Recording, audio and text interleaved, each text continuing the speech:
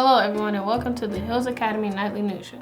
My name is Chase and this is your best source of news and updates for all things about Hills Academy.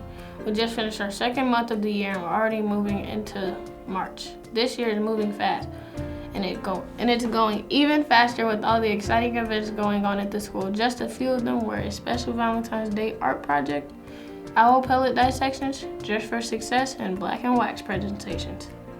Here is a short montage from some of those events.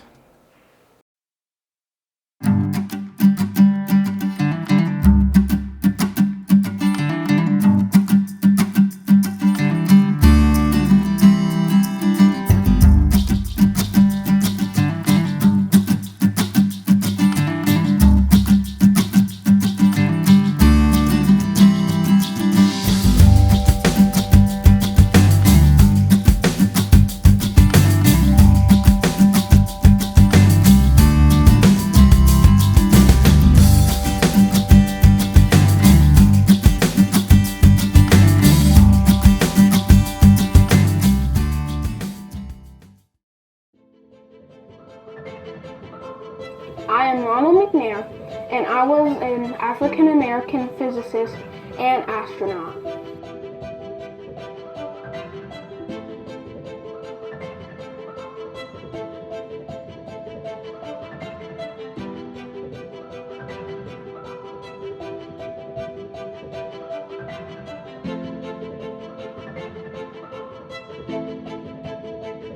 I was also one of the 7 crew members killed in the 1986 Space Shuttle Challenger explosion, 73 seconds after liftoff.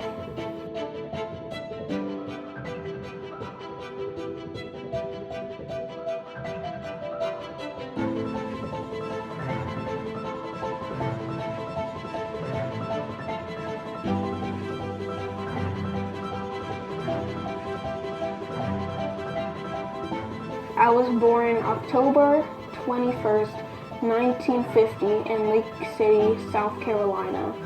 I was the second of 3 boys born to Carl, a mechanic, and Pearl, a teacher, earning the nickname Gizmo. My interest in space was piqued by the launch of the Russian satellite Sputnik and in 1957. And boosted by the appearance of Star Trek on television years later. Its multi-ethnic cast and pushing the boundaries of what was possible for a small-town African-American boy.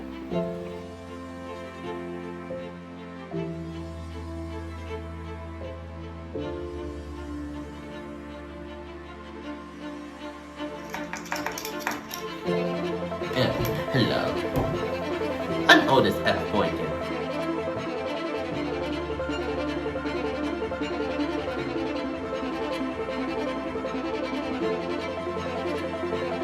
I was an outstanding all-around student at Carver High School.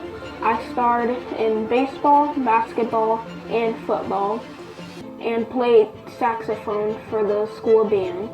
I graduated as valedictorian of the class of 1967, earning a scholarship to attend North Carolina Agricultural and Technical State University.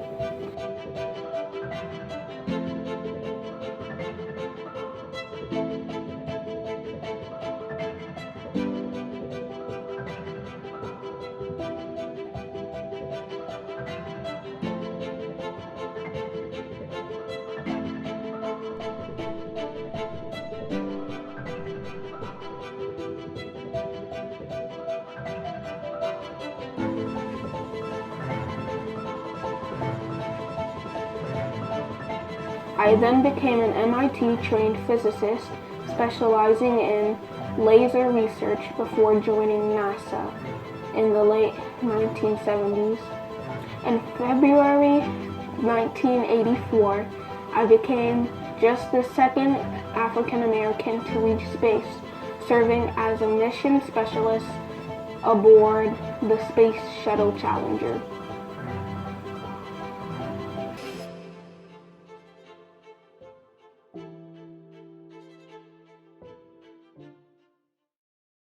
Although our basketball season is over, every Hills Academy team ended with a winning record. We all put in a lot of hard work, grew as individual players and as a team, and have some incredible potential for next year. Let's take a look at some of the highlights from our season.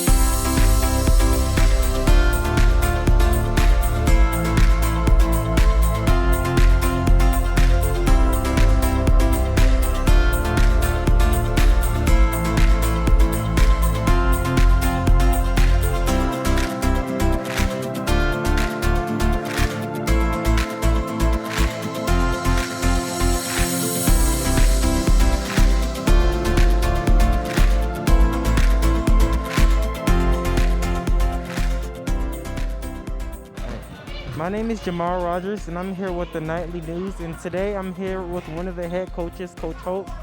And Coach Hope, I have a question for you. We played a very good game, and it was very competitive, and we had a lot of fun. So was it anything that you'd like to see in the players' spirits or just their mindsets towards the game?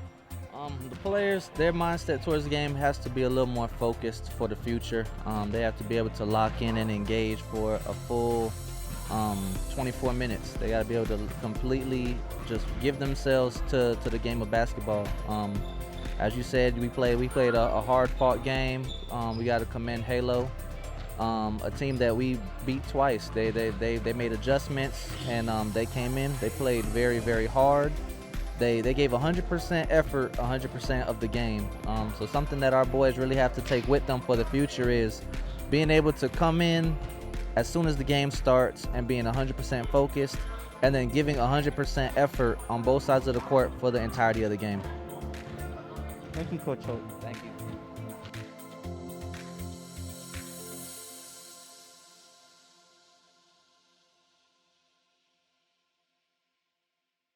Thank you, coaches, parents, and players who all made this possible. Our next sports program is track, and we're already well on the way to success. So stay tuned for updates and information on that. One of the main reasons we are able to actually have these sports programs is the Hills Academy Board. Their advocacy and efforts for the school make so much of what we do possible. JJ had the opportunity to sit down with one of the members of the board, Ruth Wilson, and ask her some questions. Here's a short segment of that interview. Mrs. Wilson, can you please tell me a little bit about yourself and how you came to be involved with Hills Academy? Well, I'm the recently retired Clerk of Superior and State Courts for Rockdale County. As part of my job, I issued grants to various local nonprofit organizations. Hills Academy applied for one of those grants and won. And it gave me an opportunity to get to know the organization and the leadership and the students much better. But I forgot to say, before the grant application, students from Hills Academy came to tour the courthouse. And I had the opportunity to interact with several students one-on-one. And I was very, very impressed with how polite, how strong the communication skills were, how interested the young men were in everything that we had to share with them about the courthouse and about the court process. What was your experience in running for office? The first time I did it, I was so new that I had a lot to learn. And so in the process of learning how to be the Clerk of Superior Court, I went and studied at another courthouse in another county and read law books and learned how other effective courts work. So I treated it like a job, I treated it like education. Fortunately, I had volunteered in a number of other political campaigns, so I knew how to run a campaign. I was my own campaign manager and my own campaign strategist. I worked very, very hard, and the people decided that I should have that seat, so it turned out okay. What were your favorite things about West Africa? I loved getting to know the people. I have friends to this day who we stay in touch with by email, and my youngest son was born there, so he has a godfather that still lives there. It was a wonderful education to be able to see the United States from the perspective of other people from other parts of the world. You come to realize that the United States is not the center of the universe. It is not. And you start to understand how our country is viewed by other people. And being surrounded by people from all over the world, because this was a university campus, there were people there from everywhere. And to have the opportunity to socialize with them, to share meals, to go shopping, to become completely immersed in another culture, it's just the best education in the world. Travel is an eye-opening experience. And I hope everybody who has a chance gets to do that, because there's just nothing like living in another country. Thank you so much, Ms. Wilson, for your time and efforts for the school. If you would like to see the full interview, you can see the rest of it on the school's YouTube page. Don't forget to like and subscribe, and don't forget to check out the rest of our nightly news segments on the page, so you can come back to your favorites. We like to highlight the students who performed exceptionally during the month, and the 2 students who stood out for their work and character are recognized as the Students of the Month. This month we had Isaiah Brown and Isaac Robertson. Let's watch a little bit about them. My name is Isaiah Brown, and I am a 7th grader at Hills Academy. I have made a lot of friends at Hills Academy.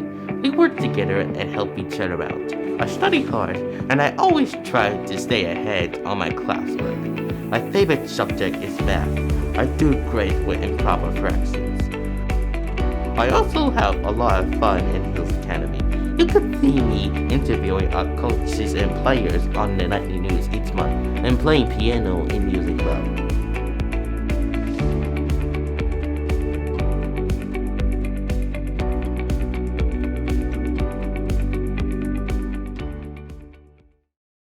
My name is Isaac Robertson. I am 17 years old and attend Hills Academy as an 11th grade student. I recently became a Christian and will want to go into ministry as either a missionary or an evangelist. In my free time, I enjoy reading, drawing, and playing video games. I am honored to be named King of the Month.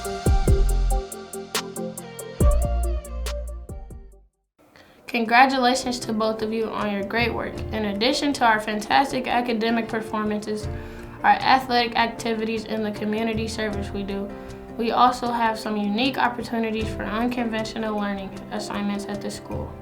This month, the 7th graders were learning about different groups of animals, and what better way is there to learn about animals than to see them in person. Melissa and Dustin Page, relatives of one of the Hills teachers, brought in some amazing examples of the animal kingdom. Let's take a look.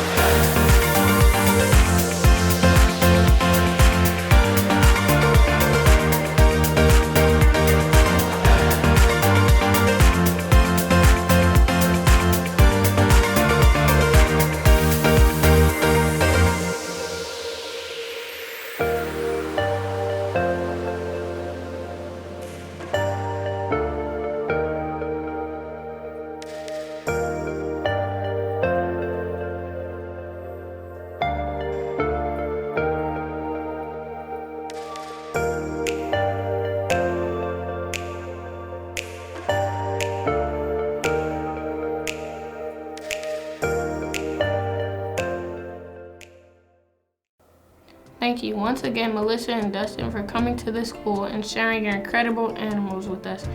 Even if I absolutely hate snakes, but oftentimes success means overcoming things you don't like.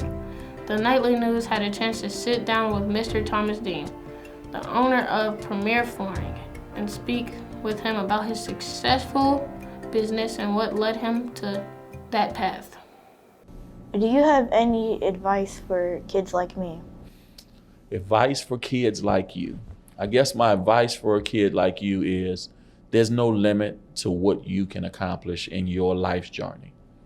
Don't ever feel that there's any goal you can set for yourself that's too high for you to accomplish it. One thing I learned many, many years ago from some of the elders that were around me was that there's nothing that can't be accomplished if you set your mind to it, set a goal, and then work towards the goal. Now, it doesn't just happen. You have to put in the work.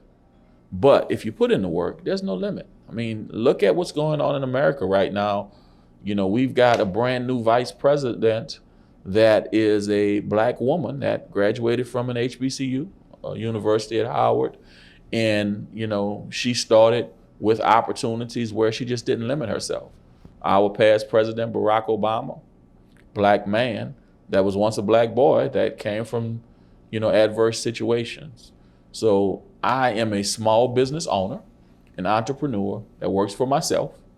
And the key is this: whatever you want to accomplish in life, you just have to set a goal and put in the work to work towards what that goal is. And you can accomplish it. This is Premier Flooring. This was my idea of putting together a grand boutique, which is an upscale, well-presented flooring store. That's a little bit different than a typical flooring store that people go into that's dirty and dusty and you don't even want to touch the samples because you don't want to mess yourself up. Well, when ladies come to shop in my store, they're comfortable here because it's neat, it's clean, it's well presented, and things are organized in a way that if you're not an expert of flooring, you can find different things that you might want to look at. And it's not challenging to do that. And what we do here, differently than a lot of companies, is we offer a special level of customer service and pay attention to the details in helping people to put together their projects at their homes or at their offices. And we care about our customers. So you, as a young man, the future is yours. Set your hopes on what you want to do and how you want to get there, and then put in the work. Whether that work is just going from school to college, or going from school to trade school, going from school to the military. I'm an Air Force veteran. I went into the military right after high school. The bottom line is you just have to set your own path, set a goal for yourself, and work towards it and accomplish it. And everything's doable. Thank you, Mr. Dean, for speaking with us. We look forward to seeing where your company goes in the future. And thank you, everyone, for being with us tonight. We at the Hills Academy Nightly News hope you have enjoyed our program. Don't forget to take a look at our YouTube page and Facebook pages for more exciting updates and content. Also, don't forget to check your emails for our quarterly newsletter. We have a lot of things happening at the school, and the newsletter is the best way to stay up to date with what has been going on. I hope you have a great rest of your night, and thank you for being a part of Hills Academy.